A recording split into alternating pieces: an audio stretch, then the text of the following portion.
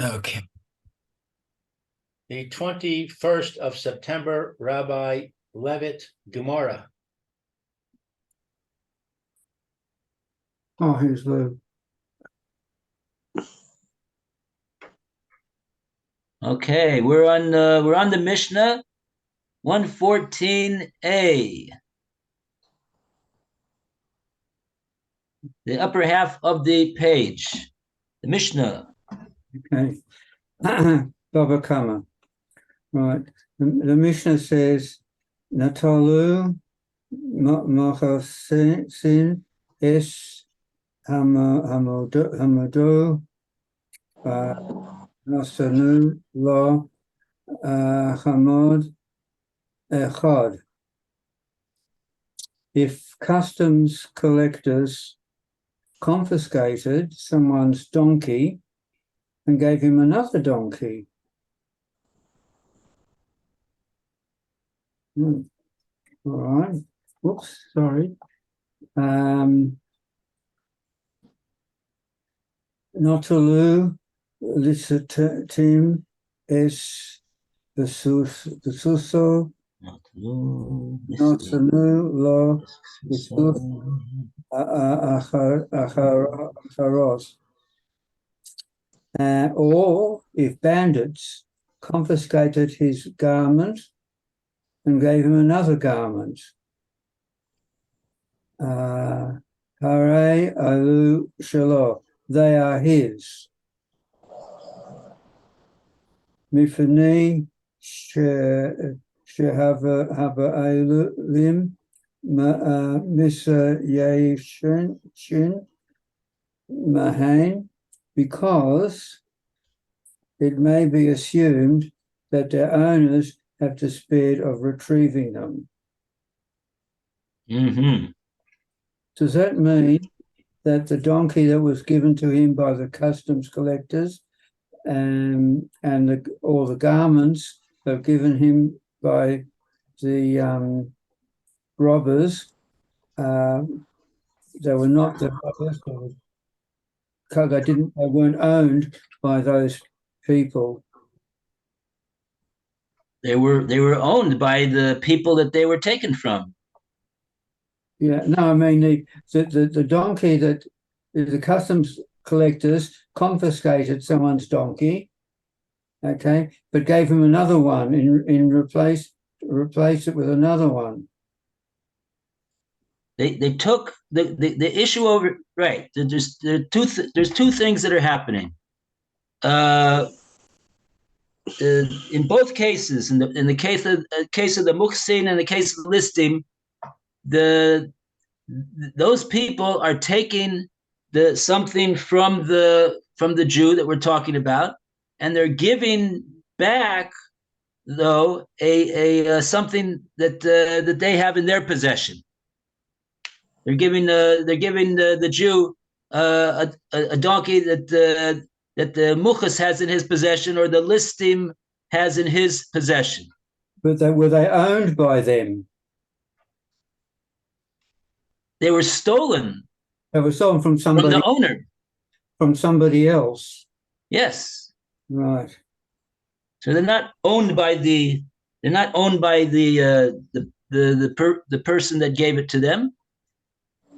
But we're going to see that the Mishnah says that the reason why the Jew that was given this by the tax man or the robber is, the Mishnah says, because we can assume that in this case the owner that it was stolen from has been meyayesh, and Rashi's going to tell us we need another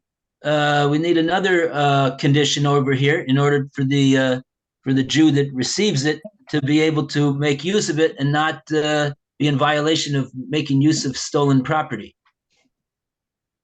So let's take a look at maybe we'll take a look at the Rashi right here. Mm-hmm. First Rashi. These become his. The mistama, because in the stam case, Yaishu Habarim. Miyad. The owners, once their other donkeys have been taken by that custom collector, they have yield. They despair of getting it back. The konanu, and they acquire them. Hey, b'yeush. Here there is yeush v'shini reshus. There is a despair of the owners and a change of domain because it went from the original guys to the new guy who was doing a replacement with. Okay, so Rashi's saying over here, Kananehu, in other words, the Jew is able to make a acquisition on this animal which is being given to him by the tax collector or the robber. Hayach is referring to the Jew. Hayach, the other one, not the tax collector or the Goslin. They are not able to make a kinyan on the animal, because all there is after their gezela is Yeush, and Yeush by itself is not koina, cannot make an acquisition. But what Rashi is saying, when Hare Elu Shalo is referring to the Jew that the tax collector or the robber gives it to him. Because number one, we can assume, mistama, we can assume that in a case such as this, when something is stolen, when something is taken from Jew number one by a tax collector or a robber, that Jew is going to be despair immediately. And now, when the tax collector or the robber gives it to Jew number two, Rashi says, Konanehu. Jew number two, they're going to be Hayach, the other Jew, he's going to be able to be Kona it with two conditions. With Yeush, that we're assuming that the first Jew was Miyayish, even though we don't know. We're gonna assume that. We're gonna assume that Vishinui Rishus. And there's a transfer of domain over here from the Goslin to Jew number two. That constitutes a Shinu Rishus, and with those two, the Jew number two can make a kinyan, and therefore the Mishnah says Hare Elu Shalo, that belongs to Jew number two. Mhm. Okay. Back in the Gemora. Back in the Mishnah. We go to the next case of the Mishnah, Hamatzil, Mina Nahar. And who would like to read from the Mishnah now? Alan, would you like to read? Starting off with, I have a page, 114A2. What Yeah. part of the page? In the Mishnah, the second case of the Mishnah, the one who Hamatzil Mina Nahar, the one who saves an article from the river that overflowed. It's the fifth line down, Alan, in the Mishnah. Have you got the Mishnah? Yeah. Mhm. It's here, men. Right. I mean, yes. Yes. It's here, men. Or in the case of one who just using from the river, only east or from the church. Okay. If 18 or from bandits in spirit or no Lou Shalom, it is known that the owners have despised retrieving them, they are his.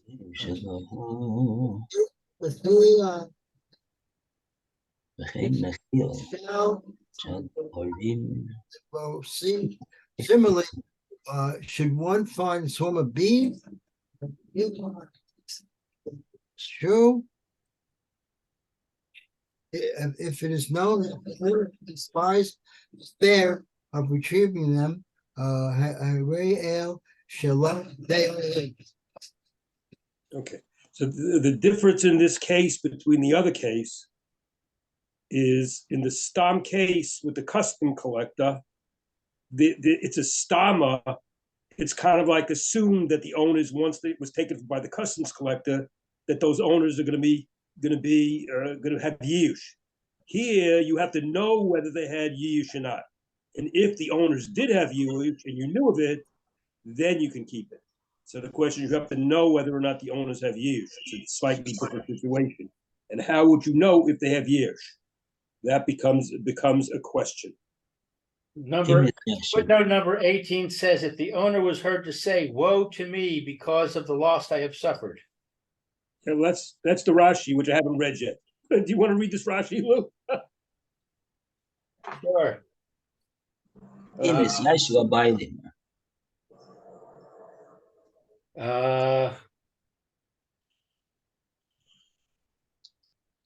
Second Rashi on the Mishnah. The Mishnah is starts. The Rashi on the Mishnah starts about 4 lines down from the Rashis.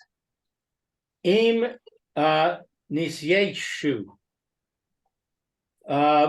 ha-ba'alim de sham inan de e hosh de yeush de amar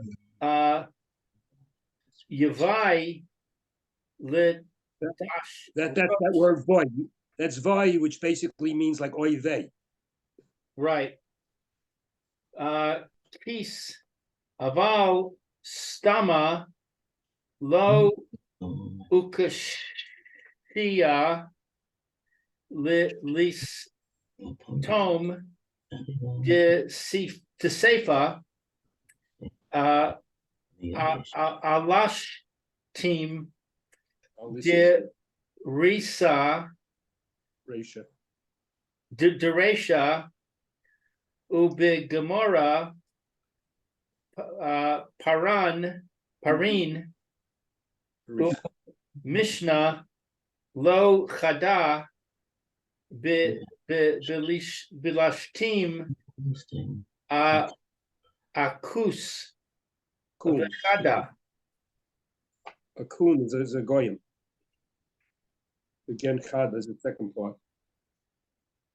So let's see, what does it mean? It means the owners gave up hope, and they said, "Oy vey."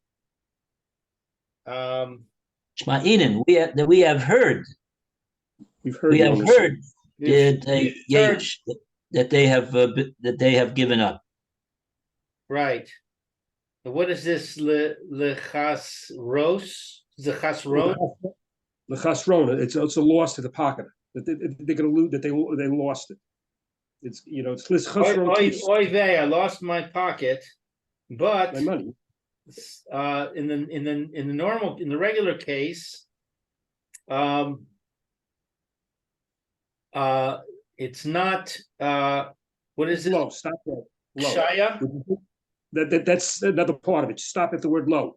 If you heard him say voy, that it's a loss, I lost this thing, then they get it. But on a standard case, if he didn't say voy low, he wouldn't get it. He has to hear them. He has to hear the declaration that he knows that's the way of knowing that they've given up, that there's yesh. It would be no. Now the second part is a new thing. Oh, Tasha, there's a question. Lease team, Desefa. There's a question. What is lease team? Robbers, bandits. About bandits in the Seifa. Ali's team, Yeah, on bandit. Yeah, The there's a Reisha. question. There's a question about two places where it says the safer listing. It says two different things. wait until I Okay. ask before you correct me, because I haven't even translated it myself yet. Okay. Well, that was the second one, listing.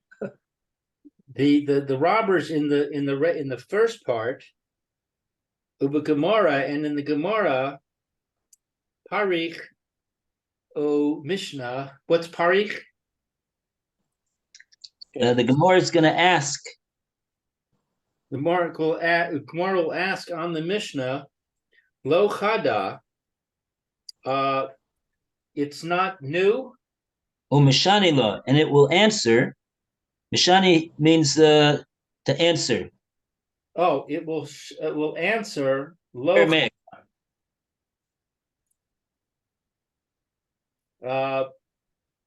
Police team. It's not new for bandits that are not Jewish. Vichada police team, and it's new for bandits. It's really, it's not Hadash. It's Chad is like it's Jewish. one. What? It's really the Chad is like one. One is dealing with the case of listim that are the goyim, and the other one is dealing with the case of listim that are Yisraeli. Yisraeli. The Meyeush Mishtama, that they give up hope in the normal case, in the regular case. So I'm not clear. What's the issue with the bandits? Okay. Bandits mentioned twice, once in the Reisha, once in the Seifa. So the question is, why do we have these two mentions of them? And he's saying one is dealing with listim that are goyim in one case, and the other case is listim that are Yisraeli, as to whether whether he's going to be despair or not. If it's a goyish bandit took it, he's not expecting to get it back. If a Jewish bandit took it, he has a hope of getting it back. He may not. If they stama, he wouldn't have Yehush. I think there's a note on that in the art scroll somewhere. So in other words, we're assuming that in the Seifa, the bandits were Jewish, whereas in the Reisha, the bandits were not Jewish. Right. Now that's the question that the Gemara is asking. It's not simply that the Gemara is saying two times that we got a bandit. We're saying that the Gemara is going to say we have a contradiction. We have a stira. If you'll read closely what it says in the Mishnah, it says in the Reisha of the Mishnah that we were talking about listim as well as tax collectors, and we said over there that Harei Elu Shelo Mipnei Shahabaylim Misyayshim, because the Bailim are Miyayish, meaning that even if we do not know whether they were or not, we can assume that they were. That's what it says about in the Reisha. But then we have in the second part of the Mishnah, which the Gemara is calling the Seifa, Rashi is calling the Seifa, it also mentions listim. But it's not simply that we're mentioning them again, we're mentioning them in connection with the din, which is different and contradictory to what it says in the Reisha. It says over here about the listim in the Seifa, in this Yaishu HaBailim, if the Bailim were Miyayish, then we say Harei Elu Shelo. So the Gemara is picking up, because Rashi is just previewing for us what the Gemara is going to ask. Gemara is going to ask that there's a contradiction between the Reisha and the Seifa. What's the din? Is the din by listim that we assume that they were Miyayish, the owner, or is like it says in the Reisha, or is the din by listim that you have to know whether the Bailim were Miyayish, and otherwise you can't assume it, like it says in the Seifa. That's a stira. And the Gemara is going to resolve that by saying we're talking about two different types of listing. Okay.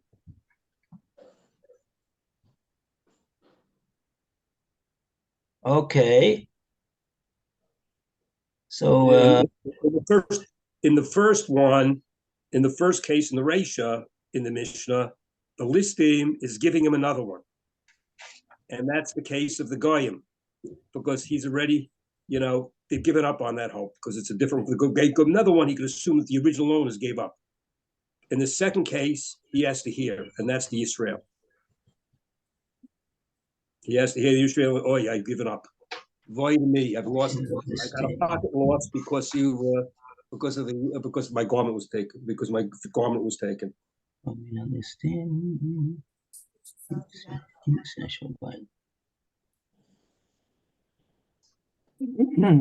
Yeah.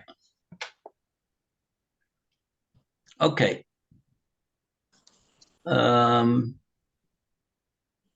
Right, and this also this case of the bees. We don't have two cases of bees. We just have one case of bees in the Sefer. And if you have a nachil of devorim, you have a swarm of bees that he, I guess he finds them or retrieves them, whatever. Im nisyaishu, if we know that the owner has been miyash, so then, only then, hare elu shalo. Okay, so now we finished the Rashi over there. Yeah. Now we go to the third part of the Mishnah. Before we go to the Gemora, Amar Rabbi Yochanan ben Broika, who is not yet read yet. Roy is not read yet, right? No, I read the beginning. Oh, so Alan. Is Alan read yet? I don't know. Oh, he's not here. Yes, Not yet. Alan did read. Yes, that's right. Oh, so everybody's read, actually. Okay, so we could start over again. So, Roy, you could continue, Okay. please. Omar Rabbi Yochanan ben Baroka. Rabbi Yochanan ben Baroka said, Na'amanes asher or Isha. Yeah, right, a woman. Ne'emanes Isha or Katan Lomar Makon Yotza Nachil Zeh. A woman or a minor is believed to say, the swarm emerged from here. Umahalech besoch sedei haviru lahatsil es nachilu. And one may walk in the midst of his fellow's field to save his swarm of bees. Ves hizik mishalem ma shehizik. But if he thereby damaged the field, he must pay for what he damaged. Lo yikuts es suko al manas liten es hadormim. But however, he may not cut off a branch of his fellow's tree with intent to pay compensation. Rabbi Ishmael Bonu shel Rabbi Yochanan ben Baroka Alma. Rabbi Ishmael, the son of Rabbi Yochanan ben Baroka, says, Af kotzatz v'nelsein es hadon. He may even cut off a branch of his fellow tree and then pay compensation. Okay. We have a Rashi over here. See which word, the Rashi. No, Yeah, okay. The first Rashi was that word Nechiel, which is Giora, which I guess is just the translation of the word Nechiel for the swarm. Yeah. But the second one, the Lo Yekatset Sukkot, he's not allowed to cut off that branch. Hmm. Neat Yashvu, Devarim, It's Yashbu. Yashvu, Devorim al Sukkot, Chaveros. So they kind of like dwelling.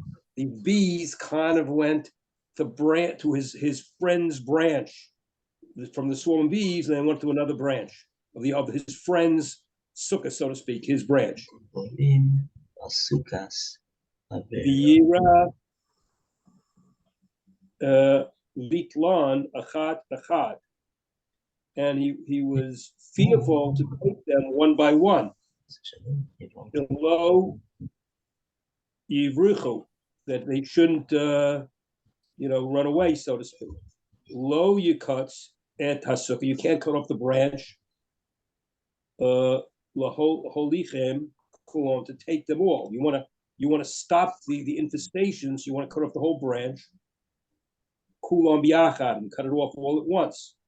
But Theolu almanas, even on the condition litaindot, even though you're going to give him the dummy, you're going to give him the value of the branch. That you shouldn't do that, cut off the branch of the other guy, even to compensate him. And that's the first opinion, which is Reb Yochanan ben Brocha. The second opinion of Reb Yishol, the son of Reb Yochanan ben Brocha, his son. How do you like that? The son said no, he can cut it off and pay the amount. the owner is not present. The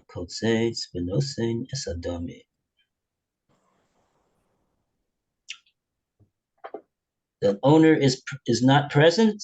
The owner of the field. That's Otherwise, an interesting question. he could ask for permission to cut down a branch in that case. Yeah, well, that's Pashut. We don't need a Mishnah to tell us that, do we? The question over here is, can he do this without asking? Right. So, well, the idea then of what I was saying is just to prove that the owner wasn't there. They could do that without asking. Oh, you mean to say if the owner was there, so then both of them would agree that you wouldn't be, even the one that says that you could do it, the son, he says, well, if the owner is there, you'd have to ask him before you do anything. Maybe so. Okay, maybe so. Yeah, could be. What it doesn't say is whose bees they are. I'm assuming that they're the bees of the one who's doing the cutting. I think so. It says here, and one may walk in the midst of his fellow's field to save his swarm. That's a translation in. Yeah, and there's a footnote that says the bees alighted on a branch of a tree, and their owner fears that if he takes them one by one, the others will fly away. Okay.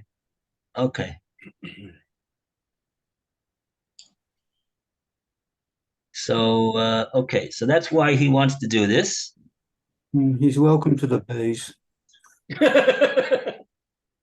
It's his bees. He owns the bees. That's the whole point. Bees are very important, Roy. I know. He wants to get his bees back, and he'd rather take the whole branch with all my bees and get them back. Because if I try to take them one by one off the branch, the others are going to run away. I'm going to lose all my bees. Are we going to the? All right. So yes. So I was going to ask a question, but it would take us off the main point. So I won't ask. Yeah, it's very noble of you, Roy. But you want to know about bee psychology, Roy? No, thank you. It's all right. I saw the film. Oh, I thought somebody was going to ask over here why should it be that if he takes off the whole branch, the bees won't all fly away?